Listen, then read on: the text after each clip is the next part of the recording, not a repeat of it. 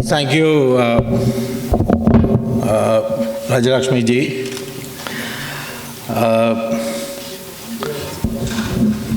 It's my privilege to be here to speak to the Indian community. Living in the United States, I've been going to other places too.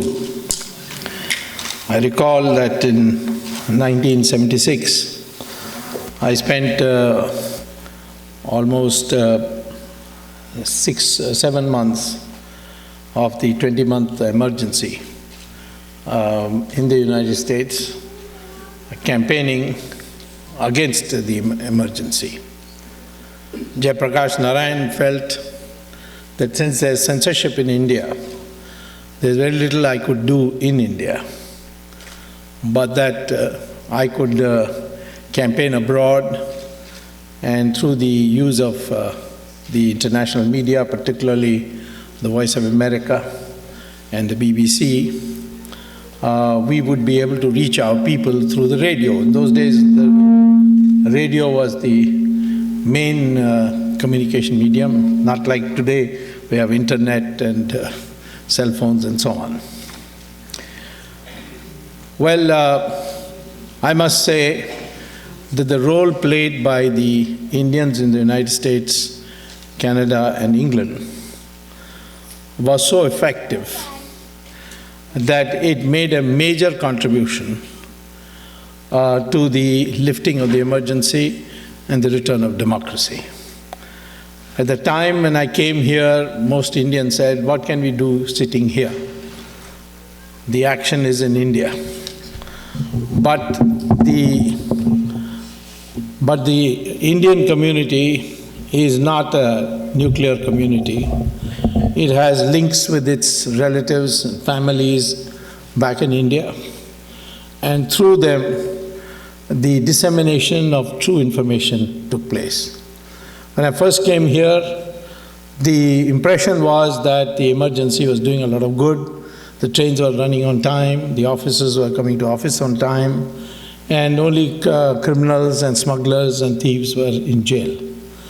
It's only after I came and then the propagation took place that there were 140,000 people, innocent people without trial in jail. People like Jayaprakash Narayan, Moraji Desai, all had been jailed. And slowly an atmosphere began to grow. Pressures grew on friendly governments also to speak to Mrs. Gandhi and ask how long is this going to continue. Well, ultimately Mrs. Gandhi had to buckle, and she held the elections thinking she would win it. But the silent majority of India, they spoke up, and Mrs. Gandhi herself lost the election in her own constituency, and a new party, which is the Janata Party, came to power, and democracy was restored. When I was campaigning, generally the Indians ask me questions which is very similar to the questions I'm being asked even today, which is, will this ever go? At that time the argument was, we are poor people in India. What do they understand about democracy and freedom, fundamental freedoms and so on? Their bellies are empty and they are more interested in filling that. And maybe India needs a dictatorship for some time. This is the kind of thing they would say. Then they would say, how is this ever going to go? Because there's no movement in India. You are campaigning here, but in India nobody is campaigning. Because there were no reports of the campaigning. There were no reports of any activity in India because there was censorship. So the people relying on newspapers took that stand. Today also, I find Indians telling me, how can we are all corrupt, everybody is corrupt. What is it that we can do? There's no difference between party A and party B. And so the same kind of hopelessness is being exhibited today as it was then, but it's a different kind of hopelessness. So I am today here to point out to you that many of these stories or the visions of gloom about India have been proved wrong. In 1947, when we became free, Churchill said that within 3 years, the Indians will come begging to us to return to India because they do not know how to rule. And they never have ruled. India was never one country. And there were only foreigners who came and put it together. Well, it didn't turn out to be true. It turned out to be false. Then, for a period of almost 40 years, we had a growth rate of 3.5% per year. And people said, well, India can't grow faster than this. We are incapable of going fast. We are slovenly people, we are not hardworking people, all kinds of things. It just took one 6-month period to change all that in 1991. We brought economic reforms. The real reason why we are growing at such a slow rate was the model which Jawaharlal Nehru imposed on India, which is called the Soviet model. The Soviet model didn't succeed anywhere in the world. It didn't even succeed in the Soviet Union. In fact, all that you heard about the Soviet model was just propaganda. I remember when there was a crisis in the United States in the home and savings bank, home loans and savings account banks. They collapsed in 87, 86. It looked like a big crisis was around the corner. At that time, one of the most famous communists in India, Namboodiripad, told me that, see, capitalism is collapsing. Because many people thought that because I advocated free market, or rather market economy, I must be for America. But anyway, he said, see what's happening, capitalism is collapsing. So I said, what about Soviet Union? He said, in Soviet Union, there's no unemployment, there's no poverty, there's no inflation. I mean, it's almost like a heaven on earth. Well, I couldn't rebut it immediately. But in 1991, I went to Namboodiripad and said, now we can add a fourth. There's no Soviet Union also. It had broken into 16 countries. There's no Soviet Union today. And now people realize what a sham that the alleged development Soviet Union was. Germany was bombed and destroyed in 1945 and then partitioned into 2 countries. And one section went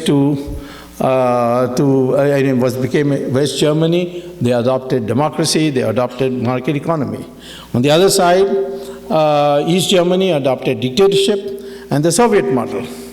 In 1989, when the Berlin Wall fell, the two united, and then you saw. Now, nobody can say that East Germany had some less advantages than West Germany, because they were one country. They were equally destroyed. And then they were partitioned. The only difference between East Germany and West Germany was the economic model they had adopted. And we found the results, what a difference there was between the living standards of East Germany and West Germany. And you can find that today in North Korea and South Korea. Or China before economic reforms, China after economic reforms. For India, it just took 6 months to transform from a 3.5% growth rate to a 9% growth rate, just by deregulation. We haven't done. In fact, people thought we are permanently going to have 3.5% rate of growth, and they even nicknamed it as the Hindu rate of growth. It was not the Hindu rate of growth, it was the communist rate of growth. But still, people used to popularly say that. So I am telling you that if you go back in your past history, you will see all these stories of gloom about India, its future, and so on, are all misplaced. When in 1965, when we were almost begging for food from the Americans, 2 State Department officials called Paddock and Paddock, they wrote a book called World Famine 1975. And in that they said that, like the military, we have to distinguish between rescuable wounded soldiers and non-rescuable. That is, those who are maimed badly and are likely to die, they were left on the field, and only those who could be saved and brought back into fit shape, they were rescued. So they had this classification. So using that, they classified countries which should be rescued by United States providing food. And for India, this is in 1965, India, they said by 1975, India will be a bottomless pit, won't be able to feed itself, and even the whole world's food grains are sent to India, there'll be not enough. So it's a waste of time. Let India rot in its own juice. And he said, they predicted, and they were State Department officials. You can go to Google and write paddock, and you'll get the reference. You can buy the book and read it for yourself. They said that in 1975, there will be food riots in India, people will eat each other up, etc., etc. Well, within 3 years of writing that book, India had Green Revolution. And by 1975, we were exporting food. Today, we don't know where to keep our food. In fact, many of the granaries are rotting because it's not proper arrangements have been made. So what happened? There's no one to be held accountable for that. But I remember when I was that time a young assistant professor at Harvard, I had a hell of a time convincing people that India is potentially in a position to feed itself. It can do it. What it lacks is technology. The same thing people said about India being a united country, it will break up. Pakistan used to say every day that India will break up, but in the end Pakistan broke up. Yugoslavia broke up into 4, Soviet Union broke up into 16, Indonesia has broken up into 2. But India, with all its problems, has not broken up. And if at all, it has been a slight increase in strength when we merged Sikkim into India. So India is a little bigger than it was before. But still, it's got a long way to go before it gets its original shape. But nevertheless, the fact is that all these predictions, dire predictions of India, have gone wrong. So today I begin by saying, please develop a positive attitude. Look in terms of what you can do and how you can do it. Rather than, no, nothing will happen. This usual argument of nothing will happen, everybody is the same, is a excuse for not doing nothing at all. And therefore, you must now develop a new mindset. And today I'm on that subject of the mindset. Because the mindset today in this modern world of instant communications is the most important thing. So in no time people can reduce you to a pulp just by developing a negative mindset. Why I say mindset is important is that sometimes we think we are 1.2 billion people. How can we be put down? Or they think that numbers are very important for us. Numbers are not enough without an accompanying mindset. I've said it in many of my lectures and I would like to repeat it again. You can have 1,000 goats in one place. If one tiger comes, the numbers are with the goats, but it will be the goats which will run away, not the tiger. In fact, the tiger will chase them and get his lunch for the day. So therefore, it's not numbers that matter. Similarly, strength alone doesn't matter. You can see 5 well-fed, strong lions in a cage in a circus, and a thin, wiry ringmaster entering that cage, shutting it, and then ordering these lions to climb up a bench. They'll all climb up the bench. Then he will say, open your mouth, and they'll all open their mouth, and he'll put his head in each one of them. Question is, why don't these lions just snap this man's head off or kill him? They are in a position, they had the strength. But because from the time they were cubs, they were brought up to obey. So his mind has been prepared to obey. So when he says climb up, they climb up. And we see this, a translation of this in our real life too. Today many people ask me, Manmohan Singh is sitting in the Prime Minister's chair. He has so much power. Why does he submit like this? Why is he so ineffective? Why is he so silent? Well, that's the way he has been brought up. In fact, his name is also Singh, which means lion. It's a circus Singh in that sense. And he just has been all his life obeying. And therefore he obeys. He doesn't understand the power of the chair. So I don't blame him. That's his upbringing. What I would like to see is that our future generations are not brought up that way. They are assertive, they are risk takers, they will stand up for their rights and fight without hesitation. Now,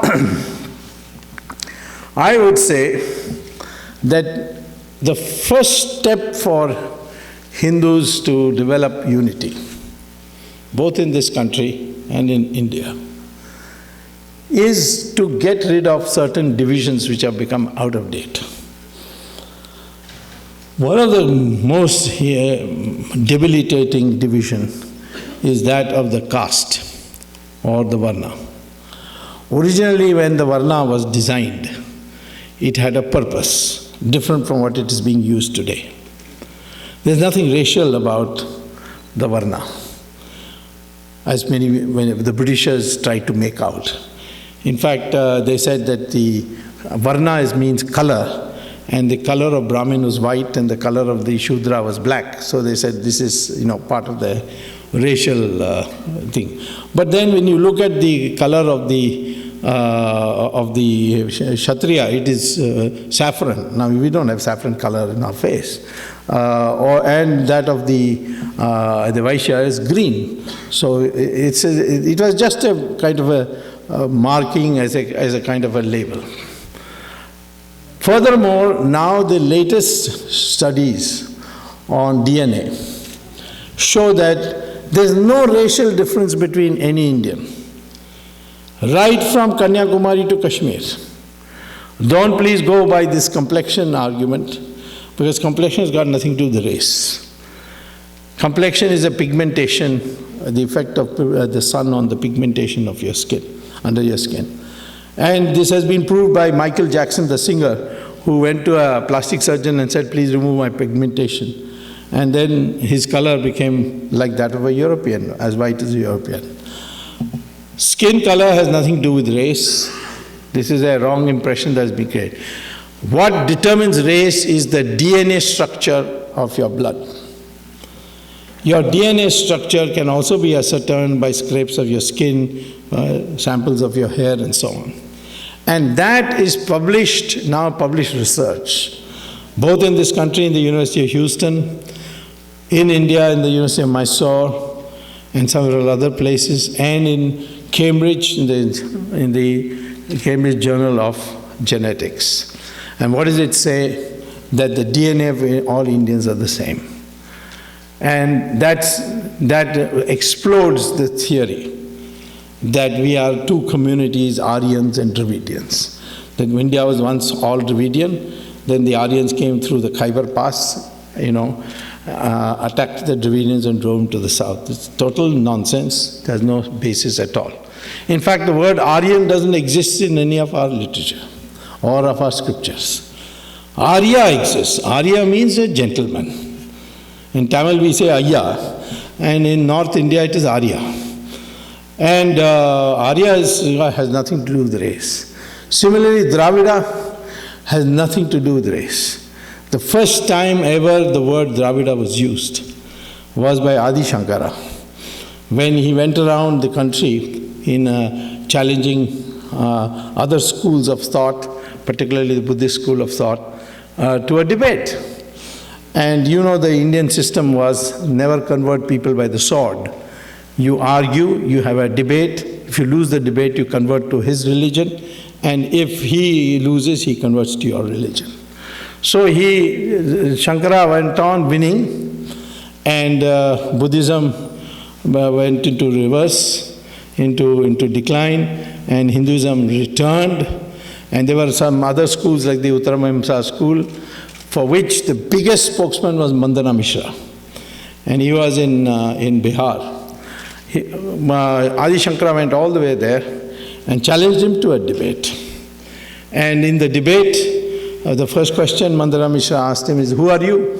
He said, I am Dravida Shishu. And Shishu, of course, means child. But Dravida, I am told by scholars, what Shankara meant is a sandhi of two words, Tra and Vid, which means where the three oceans meet or the three coastlines meet, which means South India. That's all Dravida meant.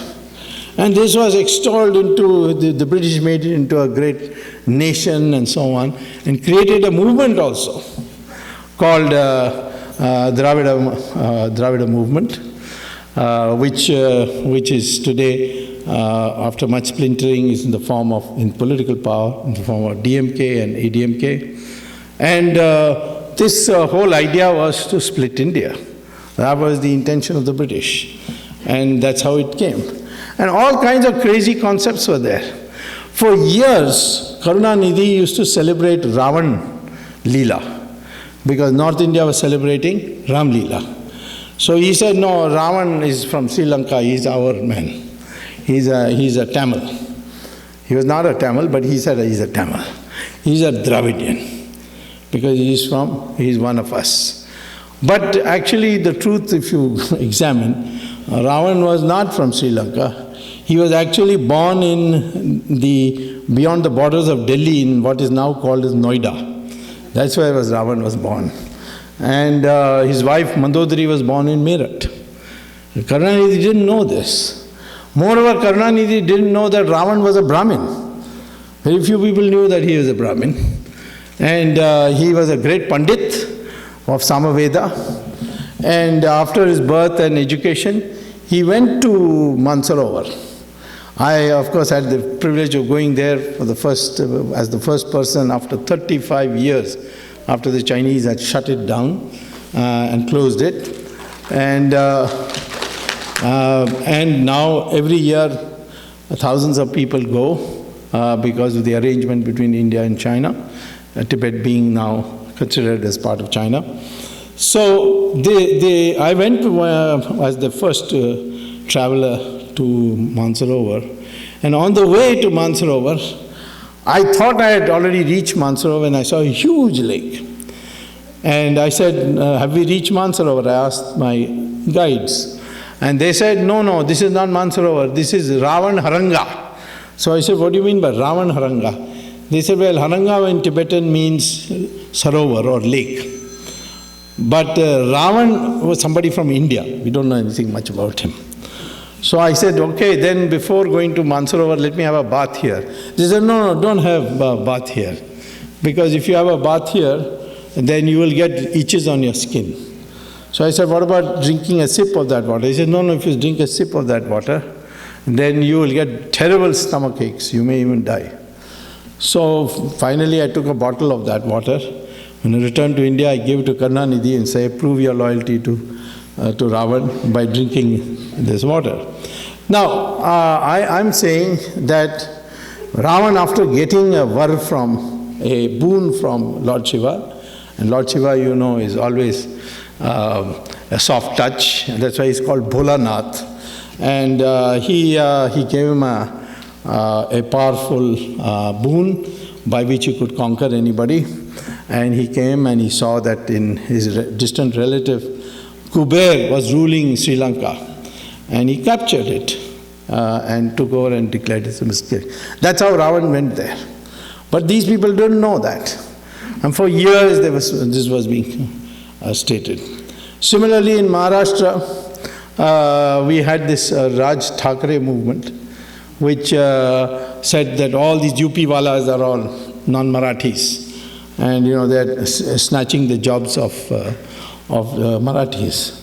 I managed to get the hair sample of Raj Thackeray and of a UP taxiwala, and I had it tested, and I found that they're the same DNA. In fact, I publicly announced that Raj Thackeray is also from UP because his DNA shows that he's the same as the UP wala. And since then, I have not seen Raj Thackeray repeat this UP taxiwala business as being an outsider. So all these things put together, what I am trying to say is that this division is a very, very pernicious division which has come over now almost 200 years of British rule, and they have changed the textbooks. They made you forget Sanskrit. and they replaced it with English.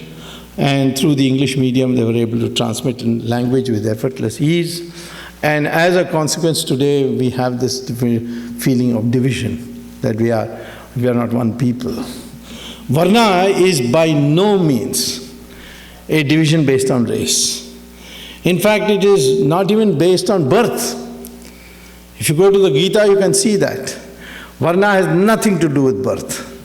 Varna is a decentralization of power. It's a concept of decentralization.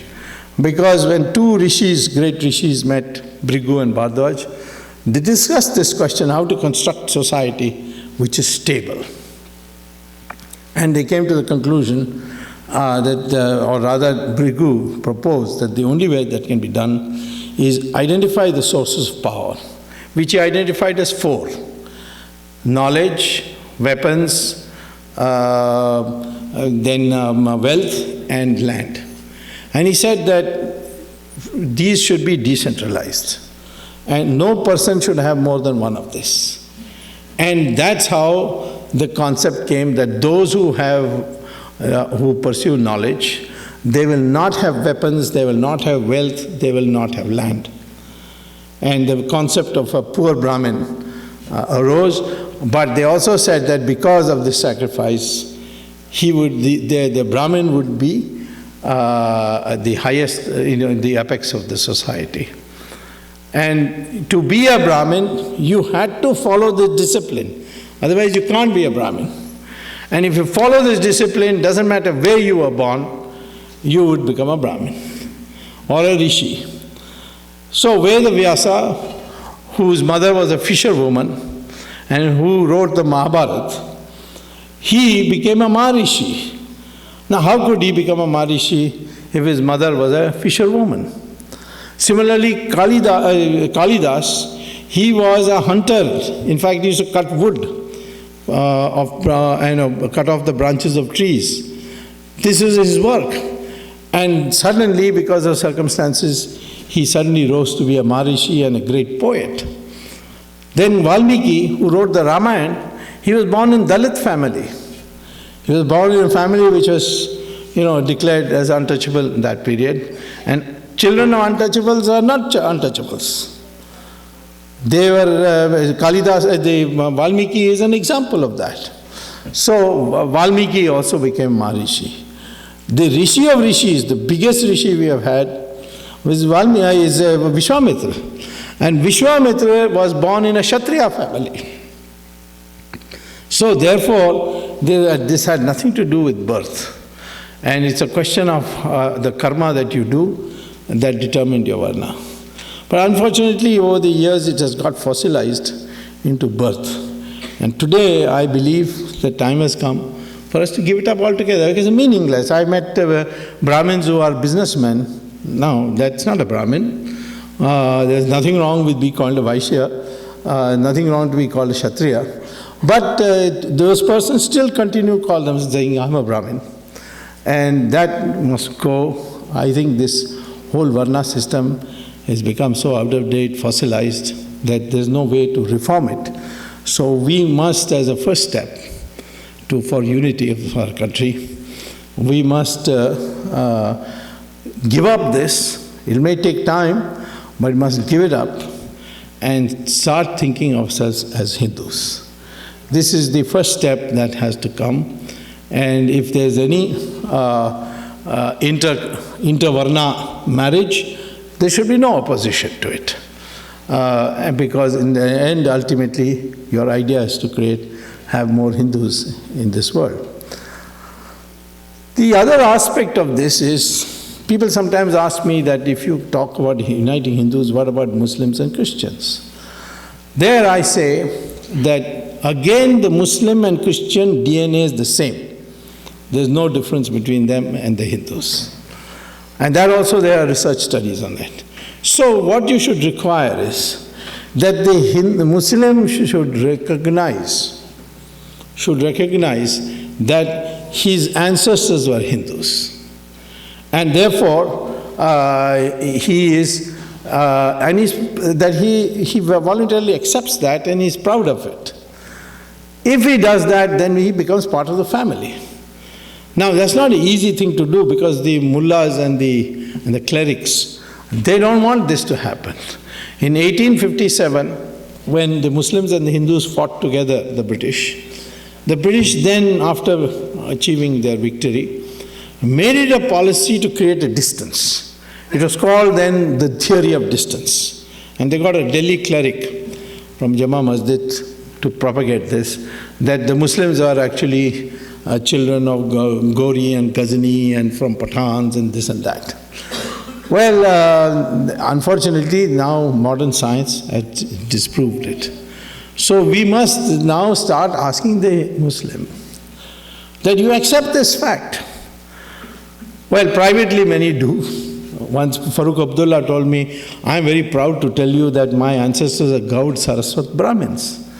So I told him, why don't you say this publicly? He said, are you mad? The mullah will kill me if I say that. So the bringing of the integration of the Muslim and the Hindu community into a broader concept from Hindus to become Hindustanis, this is what we need, the acknowledgement of the truth. So I would say, first of all, Hinduism is such a broad concept that anybody can be a Hindu. If he says, I'm a Hindu, he may be a white person living in United States or a black person living in Africa. If he says, I'm a Hindu, there's nobody who can say, no, you can't be a Hindu. Hindu is so inclusive, and this has been clearly stated by Vivekananda a number of times. So I would say that we must now develop this concept of unity by consciously fostering this idea that we are one people, and give up these appellates of your Varna, which is now out of date because you don't follow yes, of course you can still continue with it by following the discipline of the Varna. For instance, if you are a Kshatriya, you can certainly be a king, you can be a ruler, but you can't make policy. Unlike in Europe, the monarch used to make the policy. He used to decide who will get death sentence, who will not get death sentence. But in the Indian Hindu scheme, the king had to go and ask for sanction of his policy from the Brahmin. And once he certified it, or when he gave sanction, then you could implement it. It was a different system. I was not in a monarchy in the traditional sense of the word. There was somebody above the monarch, and that was the learned people of the society. So we need to foster it, and I think in the United States particularly, you can do this also. And I'll explain to you why your unity is important and how it can be translated into the greater good. It's not that it's some new idea, because the Christians are internationally united, the Muslims are even more united. In fact, in India, once a Muslim intellectual told me, why do you support Israel so much? I said, why not? They are giving us weapons, they are giving us knowledge of, they are giving us know-how, they are helping us in a number of ways. And why shouldn't we? And we have no conflict with them. They don't have a common border with us. He said, no, but they are killing the Palestinians. Well, if they are killing the Palestinians, that's between them and the Palestinians, and a part of the United Nations problem. But why should I decide my friendship with Israel on the basis that they were killing Palestinians? And that's because the Muslim psychology has been internationalized. He sees this himself as a part of the international community. And for him, being an Indian is a technicality. And that is what I would like him to overcome by acknowledging that his ancestors are Hindus. So this would be the first step, I would say, that we recognize our identity. Let me say that there's something, let us know this, that it's our identity as a Hindu which has kept us today as a continuing civilization. At the last count, there were 46 civilizations the world has ever known. 45 have disappeared. There's only one continuing civilization today, and that is the Hindu civilization. The Greeks are not a continuing civilization. The Egyptians are not a continuing civilization. The Romans are not a continuing civilization. India is a continuing Hindu civilization. Of that, there are no two questions about it. And how did this happen? It happened at a great price, at a great cost. It was, in fact, I never realized how the Hindus, our ancestors, the Hindus, fought to keep the Hindu civilization going. I had a student from Saudi Arabia at Harvard who once asked me whether he could ask me a question after class. And after class, when I met him, he told me that in his university back home, there is a research going on as to why India is still 80% plus Hindu. So I said, I don't find that, I'm not able to comprehend. What do you mean by that? He said, you see, India had, Islam went to Iran, where the Zoroastrians were ruling, and conquered it, and within 15 years converted Iran into 100% Muslim. In the neighboring countries of Mesopotamia and Babylon, which are now together known as Iraq, they captured it and converted it by the usual methods known to Islam, namely, you convert or you die. On that basis, they converted Iraq into 100% Muslim within 17 years. Egypt was converted to 100% Muslim in 21 years. The Christians went to Europe. In 50 years, they made it 100% Christian. But in India, 800 years rule of Islam and 200 years rule of Christianity through the British, and still you are 80%. So what is the secret?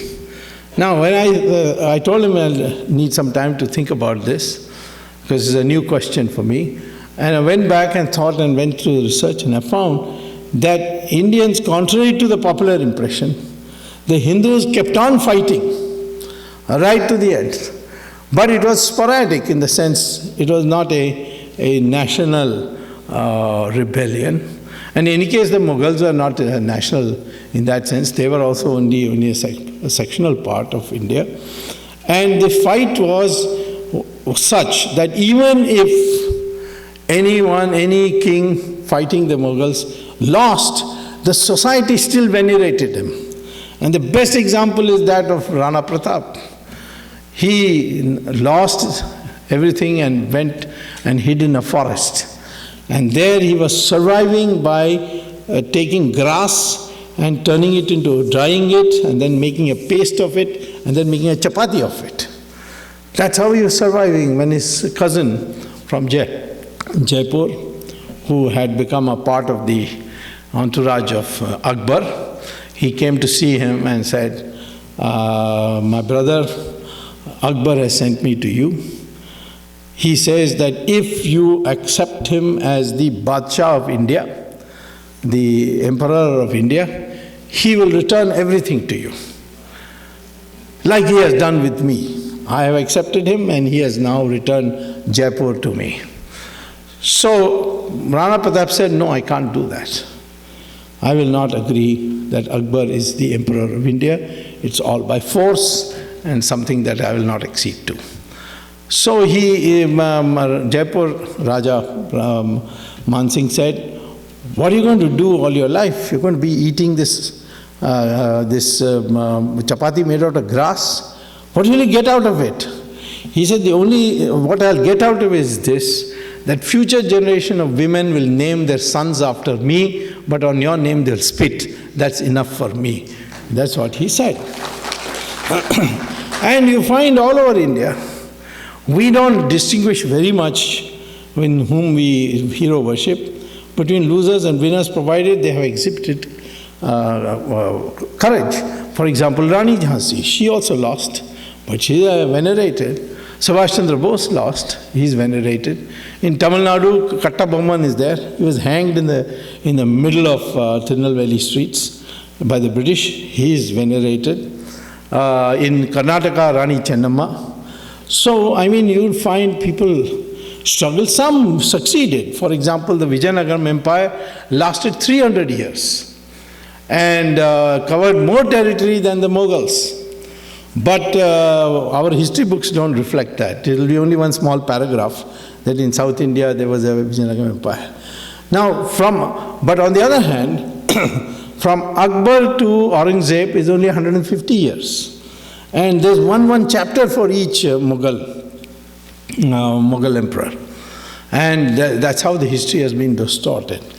And this has been one of our banes which divides our country. So we have to now rewrite our history. And for rewriting our history, we must record both negative and positive aspects. But the fact is that this was the civilization of one people, and that one people did not submit to oppression. They fought it right through the end. And now we have to find a new kind of oppression, which I'll come to you in a moment. But I think that it means that not only in our unity, not only we must accept all of ourselves as one, DNA-wise, but we should also know our true history. What is our true history? A big project is going on. Some of them are doing it here, like Rajiv Malhotra in Princeton. Some of us are working in India, and I'm certainly sure that when a new government comes, we will have a commission to write new textbooks for the true history of India, which reflects what is correct. And it's a glorious history. Though, we were the richest country till 1200 AD. And even up till 1700, we and the Chinese together constituted 50% of the world GDP. But unfortunately, the Industrial Revolution, technological change could not be brought into India. The British prevented it in India. And in China, the emperors prevented it, and that's why the Industrial Revolution didn't take place in India, and both China and India fell back. So, I think these are some of the things that need to be recorded. Look at what visitors from abroad said about India. Faxian, the Chinese Buddhist monk, Yuan Chuang, Vasco da Gama, Mark Twain, all these people, they are in raptures about the Indian and the Indian people. Faxian says, India is certainly the most developed country in the world, much more than China. But what strikes me about India is the sheer honesty of the people there. I mean, something I can't believe that we were those Indians, descendants of those Indians. He says that nobody closes their doors when they go out in the night. And if you go to the house and leave anything there, they will chase you till they find you and give it back to you. So, this honesty, this development in science, arts, medicine, these are all over.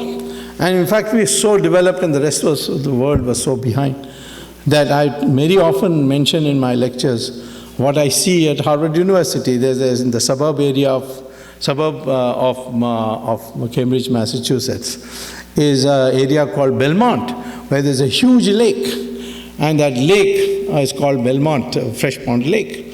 And there is on the edge of that lake is a signboard which says, "Here stood Tudor Ice Company," which exported rice to India, exported rice, not rice, but ice to India. So I was a bit surprised how, from America in 1636, you would be exporting ice. So I went back to Google and checked whether there's something called Tudor Ice Company. And I found indeed there was. And I got the book, and the book says that merchants from Salem, Massachusetts used to go to India, that is South India, to Kanchipuram to be exact, and they used to load cloth, spices, all kinds of things from India and come back. And one day the king called them to ask whether he could do anything for them to make them more comfortable. And they said, yes, one thing you can do. We come with empty ships and buy goods here and go back. So why don't you buy something from us? So the king said, what can I buy from you? India produces everything. They said, no, something you can buy. So he said, I have never seen ice in my life. I know that it is there in the Himalayas, but I have to go a long distance to see it. But in your country, I hear that it falls from the sky. I presume he meant the snowfall. Therefore, if you bring ice, I will buy it. Because I've never seen it, I want to, have it around here. So when the winter, this lake freezes, these merchants then sliced up the lake, put a sawdust on it, and took it all the way to India. And the first export from the United States to India was ice. And that was the difference between India and the United States in those days. Can one imagine today what a transformation has taken place? So I would say that therefore we need this question very, very clearly. We have to understand our history. But we also have to understand the threats to our civilization that is coming place. And we have to have a united response to it. In private conversation, everybody talks to me about Muslims and the danger they pose and so on. Well, I suppose they are looking at this terrorism all over the world, and they are not ready like other people to make a distinction. And they generally say in a generic term, the Muslims are terrorists, etc. But the fact is, you see, the problem with Muslims is not their terrorism. It's their religion is so clear-cut. And in a sense, we should admire it because they know their mind. We Hindus are the people who don't know their mind. It's like Arjuna sitting in the middle of Mahabharata, in Kurukshetra, saying, shall I kill my brother, shall I not kill my brother? Or when Karna was down repairing his chariot, and he said, shall I kill him now? Is it proper for a Kshatriya to kill him? Krishna had to tell him each time that he has to do it. So this nagging doubts, the Indians have all kinds of nagging doubts. Whereas the Muslim is very clear-minded. And Muhammad told them the world is in three parts. And the Muslim behavior must be different for each of those parts. First part, he said, is Darul Islam. Darul Islam is where the Muslims are in power. They are in majority, they are in power. And he says there should be no allowance, accommodation for any other religion. So either they must convert or be killed. It's as specific as that in the Sirah and Hadith. So in most of these countries where the Muslims are in power, you can see a total intolerance to the minorities. In Saudi Arabia, we have so many Hindu workers there. Can they celebrate Diwali in Saudi Arabia? No. Can they build a Hindu temple like you are able to build here in the United States? No. Can you even carry the picture of Ramchandra ji in your pocket when you go to work? No. And there are penal offenses if you do it. You can't even have Satyanarayana Puja inside your own house. Now, this is the position of Muslims when they are in majority. When they are in minority, as in India, they are demanding mosques, they are demanding their right to read namaz, the Friday holiday, etc. It's a separate code for marriage, and so on. So what the Muslims demand as a minority, they will not accept to give when they are in the majority. So that's you may not like this point of view, but there's clarity in that mind. And so Muhammad says that when you are in majority, you are not to tolerate any other religion. You must wipe it out. Second is that where the Muslims are not in majority, there Muhammad divided the world into two parts. And that is, first part is, which he called as Darul Harab.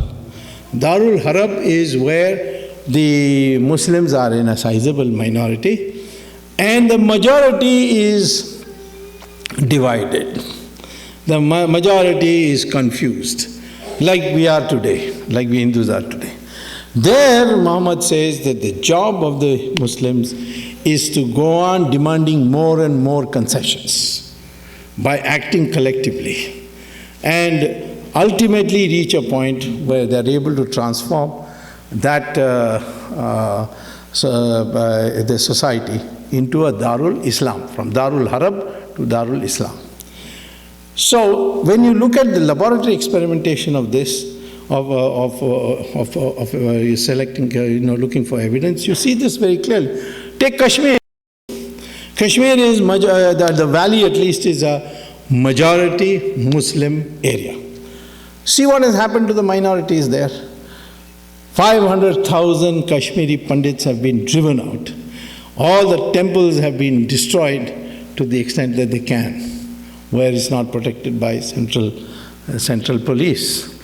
And Hindus have hardly any rights. They are discriminated against, they are threatened. In Pakistan, it's very difficult to remain a Muslim. There are a few Muslims there, maybe a few Hindus, about 50,000 or so. Some say 500,000, but I don't know.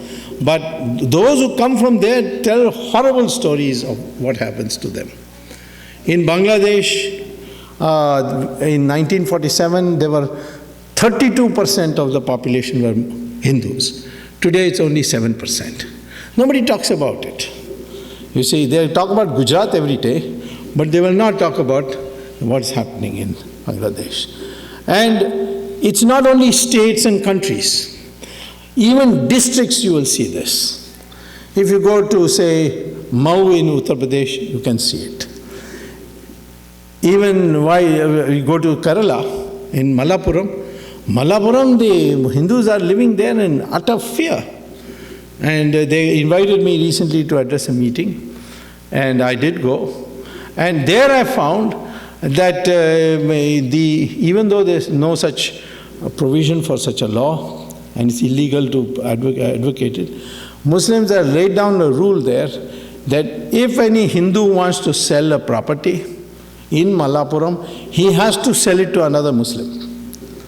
So this is, you can see in a district. Even smaller, you go down to Tamil Nadu. Total population of Muslims in Tamil Nadu is 5%. In one area near Vellore, it's called Mel Visharam, there is a town panchayat.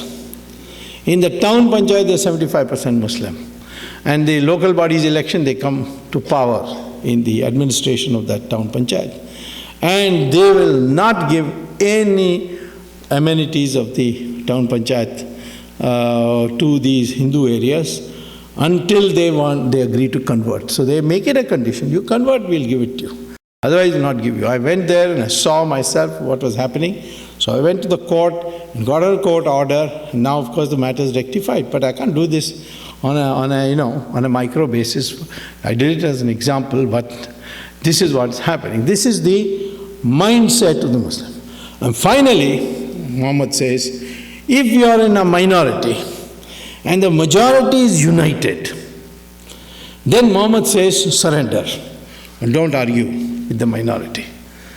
And that's what we see in countries where the majority is united. Australia, one day, Imam said that, I can't, it's intolerable to have a uniform civil code with the Christians in Australia. We need our own Sharia. And I appealed to the Prime Minister to give us Sharia. So Prime Minister was a lady, the next day said, if you want Sharia, my recommendation to you is to go and find another country, because in Australia, we are not going to give you a separate code. You will have only a uniform civil code. Now, immediately the following day, all the Muslim organizations passed a resolution saying that this Imam is an idiot or is an imbecile, he doesn't represent us. We are very happy with uniform civil code. So in Australia, the Muslims will accept uniform civil code, but not in India. And this, in the United States also, you can't have a separate, although there are heavy efforts going on. So where the majority is united, the Muslim population is advised by Sira and Hadith to cooperate, collaborate, capitulate to the majority. And I think there's a lesson for us in that unity. What is the problem today in India? There are all the time accusation that politicians are, appeasing the minority, they are appeasing them to get votes, it's vote bank politics, so on. Well, I have talked to those politicians, like Maulam Singh, and I told them, what is this that you're doing? So he said, well, I can't get elected unless the Muslims vote for me. Because the Hindus will only vote, only Yadavas will vote for me. Others will not vote for me. So therefore I have to appease them. And the day the Hindus vote as one block, that day I will put on a tika and say, Jai Shri Ram, and come out of my house. Because I am interested in getting vote, and this is the way to get it. And I am telling you today that all this appeasement talk that you people are condemning, I see people condemning politicians for that. I am telling you that the day the Hindus will unite, all these politicians will change around. And they will start talking in terms of Hindus and what should be done for them. We are 80% or 80 plus, even today. And if of this half the population decides to vote for a party which stands for Hindus, that party will get more than majority of the seats. Majority is 272, but according to my calculation, you'll get 320 seats in the 544-member House of Parliament. So how is the Muslim responsible for our plight? It is we, for lack of unity, for lack of ability to vote, at least once, twice, as Hindus, and say that we, for the sake of protection of our civilization, we are going to vote for a party which will work for our interests. Certainly that party cannot be Congress, because the Congress today has been taken over by Sonia Gandhi, who is answerable only to the Vatican, and she promotes Christian missionary activity. We are not against Christians. Christians can propagate as much as they like in India, but we don't want foreign missionaries to come here to India and poke their noses into our internal affairs. But she abets them, she brings them, so obviously voting for them is useless. The only grouping which can possibly work for Hindu interests would be the NDA, and there, of course, I'm hard at work. Certainly I can tell you, if both Modi and myself get together inside I'm already there, but in terms of decision making, there should be no doubt in anybody's mind that Hindu interests will not suffer. Now, there are a few things that need to be done to foster this concept of minor. One is, I have advocated in India and I'll advocate here too. Please don't have temples only for worship. Make temple a core of a campus where you teach yoga, you teach Sanskrit, you teach Gita, so on and so forth, and make it as a place where you can come, where young people can come. Our young people need to be educated not in this doctrinaire way, because they will not accept it, but in terms of in the totality of the thing. Yoga today is a most acceptable part of, to the Western world. It's certainly acceptable, even though it's a core part of the Hindu tradition. Sanskrit learning, if you ask me, there's one thing that you as NRIs can do to become united Hindus. I would say the one thing you can do is either you or your children, and if you are much older, then your grandchildren, are motivated to learn Sanskrit. You can't just tell them learn Sanskrit, but you motivate them by telling them, see what the NASA has done. NASA has done research for years on what language to store knowledge in the computer. This is the field of artificial intelligence. And you can Google it and find out. Write just NASA in Sanskrit, it will come out. They found ultimately that the only language which is computer compliant for storing of knowledge is Sanskrit with Devanagari script, and they have now made it a requirement to learn that language before you study artificial intelligence in NASA. And I'm telling you that in Britain today, in many schools they are teaching Sanskrit because they say the recital of slokas in Sanskrit itself generates vibrations in your body which leads to much clearer thinking. You can again Google it and find out these. There have been a number of news items that have come that way. So, all said and done, I would say that if we speak one language, English maybe, as Raja Lakshmi just now said, that it's the only medium of communication. Well, that's a temporary factor. The way we are murdering English, I don't think English is going to last very long.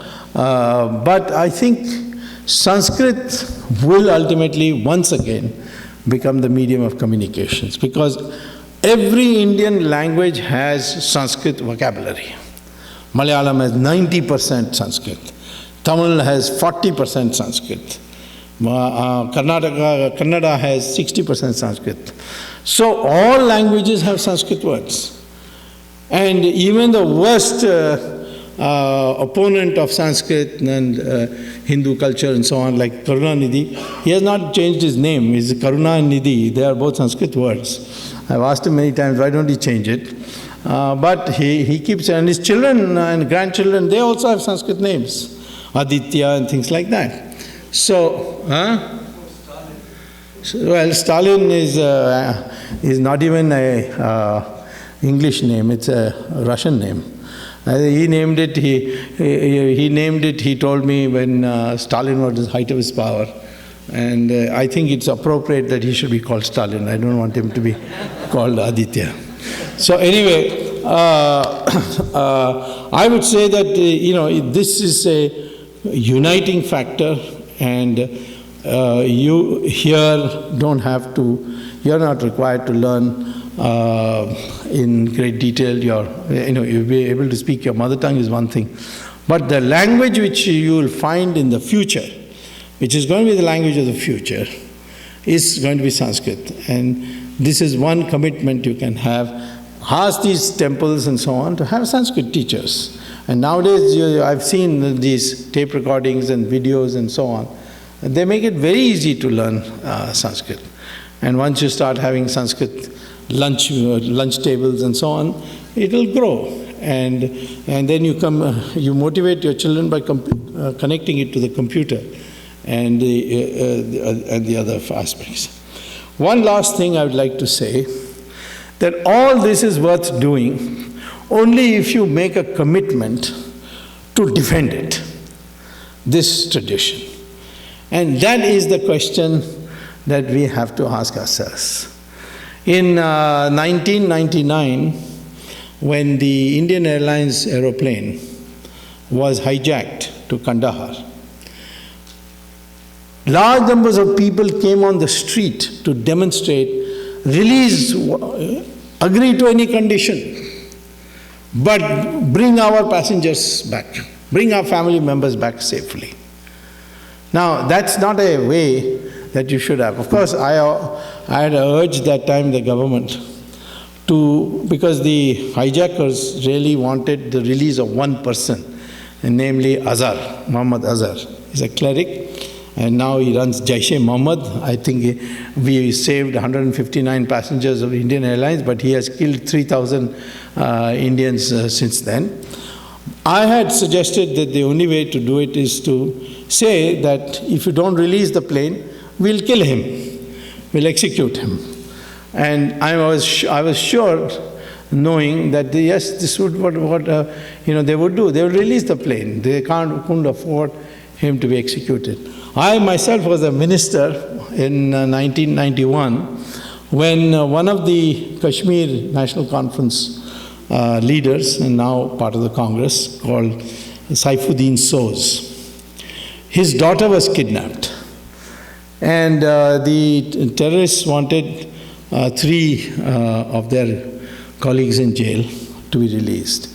Now, earlier on, the previous government of VP Singh, Mufti Muhammad Said's daughter was kidnapped, and they surrendered and released 5 dangerous terrorists. But when it came to us, the Prime Minister asked me to look at it and see what could be done without risking the life of the girl. So I did consult with some important experts around the world, particularly the Israelis, and I came to the conclusion that the kidnappers were JKLF people. And their main office bearers were living in Birmingham, Leicester, and London. So with the help of with the Israelis, I won't mention at what level, we met these, had our people went and met these terrorist office bearers in exile in London, and he said, if this girl is not released within the next 48 hours, then I'm afraid you people will not be on this earth. You will be dispatched, that you'll be killed. And we also told them that please don't waste your time complaining or registering a protest to the British police, because we have enough sources in the British government to see that we get our way. The consequence of that was that instead of 48 hours time which we gave, in 24 hours the terrorists put the girl in an auto rickshaw and took her to Saifuddin Soz's house and released her, without our releasing anybody. So this retaliation is a very important thing. Kashmiri Pandits, 5 lakhs have been driven to India. Now what do? You can't ask them to go back. Even if the Farooq Abdullah or Umar Abdullah says, no, please come back, nobody's going to go. Because they'll be butchered, killed, and so on. When Umar Abdullah is having problems of his own security, how can he give security to 5 lakhs Kashmiri Pandits? So I have suggested, and I hope if I am in a position to implement it, I'll implement it, that since they have driven out 5 lakh Kashmiri Pandits, we should select 10 lakh ex-servicemen from the 1 crore ex-servicemen we have. Most of them retire quite young, in our army and so on, and are really still fighting fit. 10 lakhs of them, and give them weapons and money and say, please go and settle down in Kashmir, so that we can restore our population, religious population ratio once again. And if those people go and settle down there, and then over a period of time they would create an atmosphere in which the Kashmiri Pandits can come back. Now this is a retaliation. Similarly, Bangladesh has sent 1/3 of its population, Muslim population, to India. And they have now, many districts have been converted into Muslim majority districts in Assam. So we have been trying heroically to catch them and then sending them across, and then they come back and bribe the border security force and come back again, because economic conditions are much better in India than in Bangladesh. So the only solution is, in my opinion, to retaliate, which is by telling Bangladesh that Pakistan was created because there were Muslims who could not bear to live with Hindus. And therefore British said we have to give them separate territory. And out of that came, of course, Bangladesh. So we tell Bangladesh, if after getting Bangladesh, your Muslims are ready to come and live in India with the Hindus, then what is the meaning of that basis on which Pakistan was created?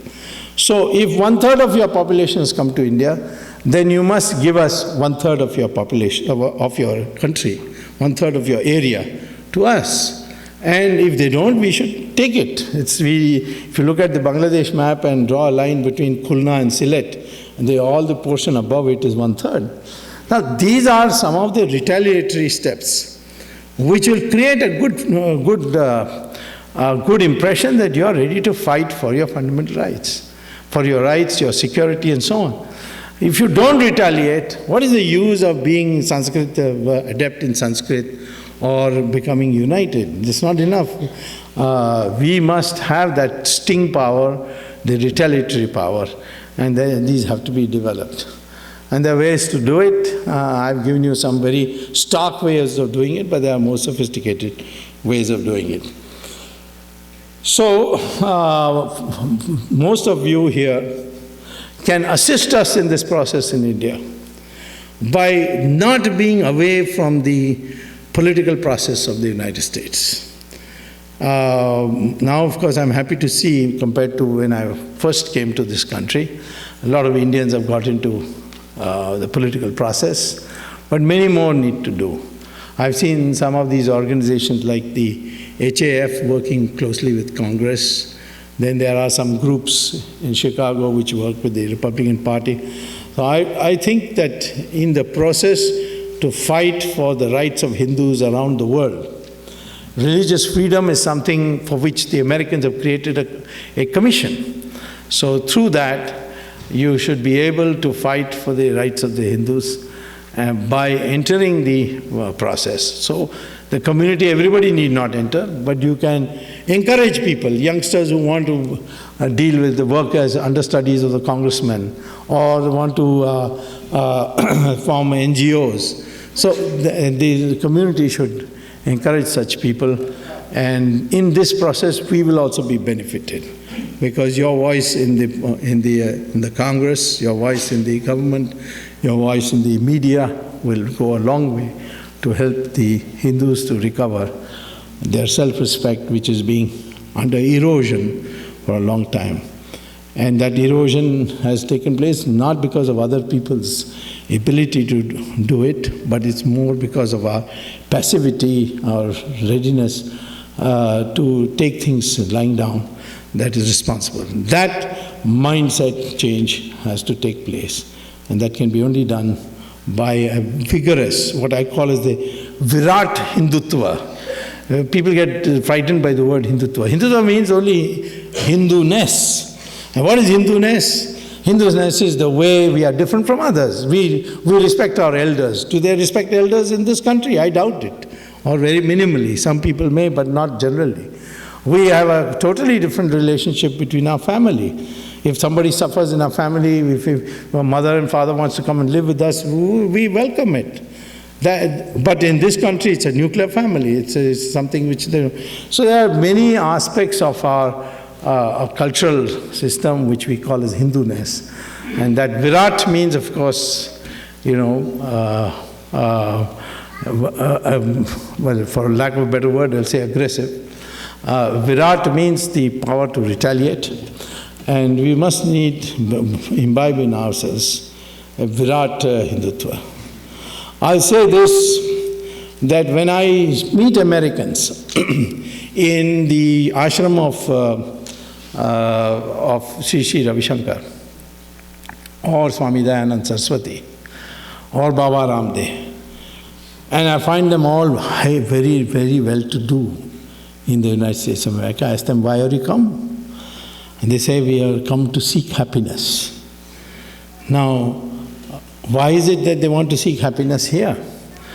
It's because they thought that a one-dimensional pursuit of materialism or material welfare will produce happiness. But it doesn't. And that's why the Hindutva or Hindu ethos is that you make material progress, but it should be accompanied and harmonized with spiritual values. Why is it that our top leaders can be almost undressed and still we follow them? That's why the first question asked to me when I came as a student at Harvard from an American is, how you people followed Mahatma Gandhi? He's not even properly dressed. In the United States, you have to be properly dressed. I mean, I was told that Nixon lost one debate to Kennedy because he didn't shave properly. He had an evening shadow on his face and he didn't look good enough, and therefore he lost. Now, Obama is so well dressed, but you found Mahatma Gandhi just had one piece of cloth. And the same thing with religious leaders. Our religious leaders have one color cloth, the Bhagwa cloth, and that's it. Whereas the Pope is in satin gown with all kinds of jewels, around his neck. It's a totally different. The Mufti in Makkah is also the same way. We have never thought that money, wealth is the determinant of your social status. And we always thought that people with money would be respected in society if they, after meeting their needs, they donate the rest to the society, philanthropy. And that is why I think the happiness that even the poorest Indian, you can see even the poorest Indian is happier than the richest American. And that's because he is not driven by this material prosperity alone. He also values certain spiritual values. So all these factors are something which makes us unique. It's worth defending it, and for defending it, the power is within us. This is not a government's job. You can do it. Like learning Sanskrit, you can do it. By regarding all Indians as one, you can do it. You may have Gujarati Association, Marathi Association, but all of you go to every one of them. Why should you only Marathis go or Bengalis go? And create this, the national identity, and for which unity can come. Thank you very much.